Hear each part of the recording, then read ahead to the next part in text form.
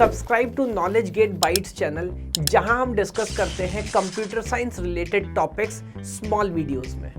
तो चलिए अभी बात करते हैं तीन जो एल्गोरिथम मैंने आपसे बताया है ना। डिटेल में जाने का कोई एजेंडा नहीं है, बट ID3 क्या था, उसके बाद कैसे C4.5 ने इसको काइंड ऑफ इम्प्रूव किया, क्यों आजकल ये फैशन में है, एंड चार्ट यानी कि क्लासिफिकेशन एंड रिग्रेशन ट्रीज ये क्या इंपॉर्टेंट रोल प्ले करते हैं। एक थ्योरेटिकल डिस्कशन जल्दी से इस पे करता हूँ, सो दैट एग्जाम में अगर डिफरेंस पे क्वेश्चन आता है, बेसिक अंडरस्टैंडिंग को आपसे पूछते हो तो आप उसके ऊपर आंसर कर सकें। आई डोंट फील कि इसके ऊपर बहुत ज़्यादा न्यूमेरिकल काम करने की अपने को जरूरत है। ID तो ऑलरेडी काइंड ऑफ हम जो लास्ट एग्जाम्पल था उसमें देख चुके हैं। सो हिस्टोरिकल कॉन्टेक्स्ट सबसे पहले, डेवलप बाय रोइस क्विनलैन इन 1986। तो टाइम या थोड़ा सा हिस्ट्री में हर केस में बता के इसलिए चल रहा हूँ ताकि आपको समझ आता रहे टाइम के साथ कैसे कैसे डेवलपमेंट आगे हुआ है, कैसे कैसे चीजें बढ़ी हैं। So developed in 1986, one of the earliest algorithm used for decision tree construction. तो जो डिसीजन ट्री बनाने के जो एल्गोरिथम्स हैं, कह सकते हैं कि यहाँ से वो काइंड ऑफ शुरू हुआ था। ID3 use top down greedy approach to build a decision tree. जैसे हमने देखा, हमने खुद यही करके देखा है, टॉप डाउन डिसीजन आइडिया में हमने डेवलप किया, और कैसे इंफॉर्मेशन गेन कैलकुलेट करके। तो जिस एट्रीब्यूट का इंफॉर्मेशन गेन सबसे ज्यादा है वो टॉप पे रहता है, and then based on that subsets construction हम करते जाते हैं। So the split of data set on the attribute with the highest information gain based on entropy, और वो भी हमने समझा है टोटल एंट्रोपी से जब उस एट्रीब्यूट के एंट्रोपी को माइनस करता है then we get information gain. वो पूरा काम हम करके देख लिया है। आज की अगर बात करें, primarily of historical interest and educational purposes, तो थोड़ी दुख की बात यह कि जो आपने सीखा और जो आपने पढ़ा नाउअडेज वो शायद ही कहीं पे यूज होता हो। हाँ, अंडरस्टैंडिंग पर्पस बिल्डअप करने के लिए बहुत अच्छा है।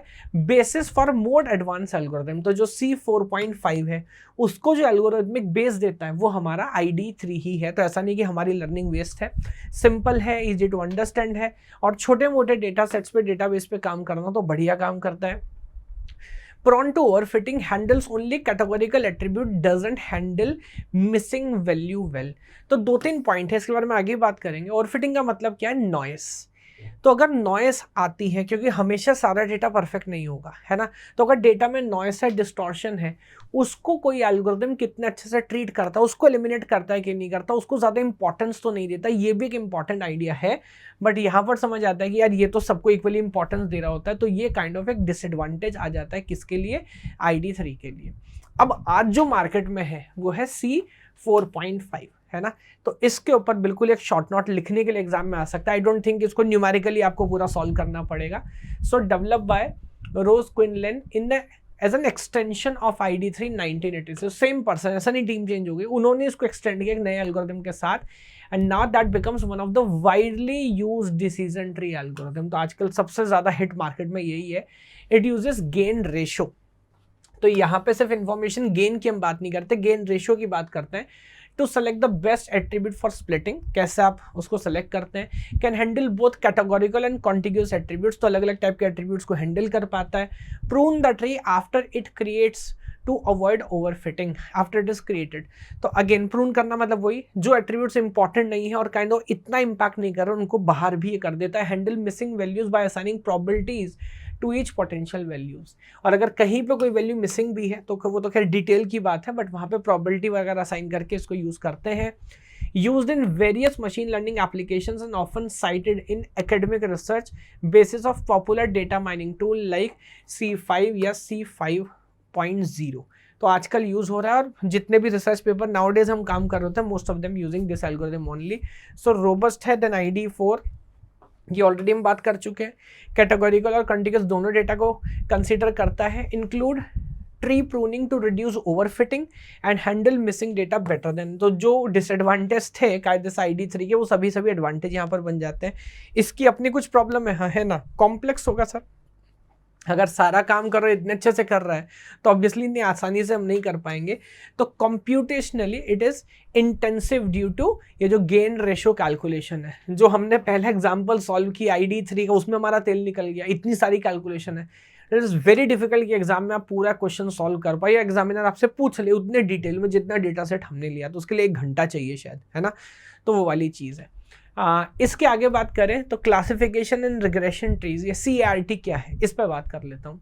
तो इसकी टीम पूरी अलग है, and that was developed in 1984। तो मजे की बात है, ID3 से भी पुराना, ID3 से introduce to provide a method for classification and regression task. तो यहाँ पे हम डायरेक्ट ट्री की बात एकदम नहीं कर रहे, बट इसका जो एजेंडा था क्लासिफिकेशन और रिग्रेशन, रिग्रेशन मतलब वो इंटरपोलेशन, उस पर हम पूरी बात कर चुके हैं, वो करने के लिए काम था। यूज गिनी इम्प्योरिटी और variance reduction to split the nodes, तो इसका मैथ्स अलग है, ये गिनी इम्प्योरिटी या फिर वेरिएंस रिडक्शन के बारे में बात करता है।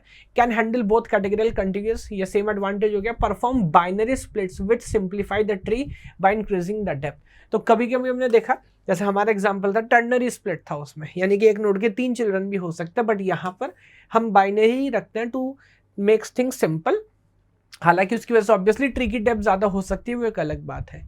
Widely use in various machine learning applications, specially ensembles random methods ensembles methods like random forest और gradient boosting machines। तो आगे जाके इसमें हम बात करेंगे gradient descent पे भी, तो उन सारे एरियाज में अच्छे से यूज हो रहा है। एडवांटेज, तो ये सारे एडवांटेज है, वर्सेटाइल है, क्लासिफिकेशन रिग्रेशन ट्री दोनों पे काम करता है, हैंडल बोथ कैटेगोरिकल कंटिग्यूअस, ये तो हर एक में एडवांटेज में हम बात कर चुके हैं। सिंप्लीफाई स्प्लिट्स ऑफ बाइनरी की बात कर चुका हूँ।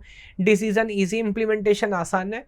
Robust and form the basis of many essential ensemble learning techniques, तो एनसेम्बल लर्निंग टेक्निक्स का एक बेसिक की तरह काम करता है। Points are very important, make them down, 4 बार लिख के देखो ताकि एग्जाम में हेडिंग आप भूलो नहीं। कोई भी, मैंने इसको ऐसे जब टेलीग्राम लिखते हैं ना, ऐसा लिखा है, इतनी इतनी भाषा में, बस point answer. Yes, prone to overfitting if not pruned properly and can create deep trees which may be difficult to interpret, है ना। तो ये हमारे हो गए डिसएडवांटेजेस किसके, CRT के। तो अगर कंक्लूड यहाँ पर मैं इस बात को कर दूं, तो ID3 ने थोड़ा सा फाउंडेशन लेड किया, बट आजकल काइंड ऑफ यूज़ नहीं करते बिकॉज काफ़ी लिमिटेशंस है, काफ़ी सिंपल था। C4.5 ने इसको इम्प्रूव किया, वैरायटी ऑफ डेटा सेट के साथ काम किया, प्रूनिंग टेक्निक्स इम्प्रूव की और इसको रोबस्ट और वर्सेटाइल बनाया। CRT ने फर्दर एक्सपेंड की capabilities of decision tree bye supporting both classification and regression task, तो दोनों चीज़ों पे काम कर पाए। सिंप्लीफाई किया ट्री के स्प्लिट्स को, तब वो बाइनरी स्प्लिट सिर्फ करता है, and becoming integral part of advanced ensemble methods, इसके बारे में ऑलरेडी हम बात कर चुके हैं। यस, अभी एक नेक्स्ट टॉपिक है जिसको बोलते हैं इंडक्टिव बायस।